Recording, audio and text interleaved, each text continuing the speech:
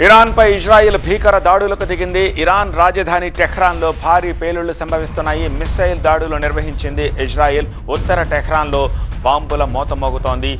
దేశ పౌరుల్ని అప్రమత్తం చేసింది ఇజ్రాయెల్ సైన్యం. ప్రతి దాడులు జరిగే అవకాశం ఉందని హెచ్చరించింది. ఇజ్రాయెల్లో స్కూళ్లు, కార్యాలయాల్ని మూసేశారు.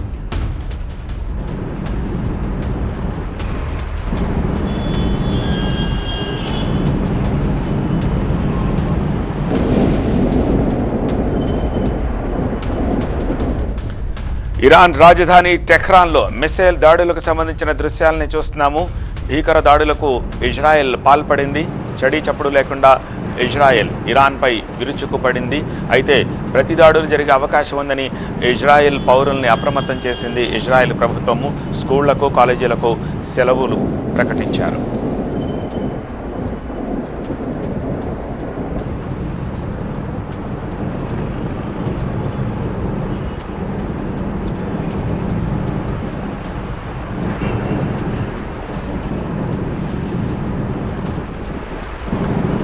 ఇరాన్ రాజధాని టెహ్రాన్పై జరిగిన మిస్సైల్ దాడి, బాంబు దాడికి సంబంధించిన దృశ్యాలను చూస్తున్నాము.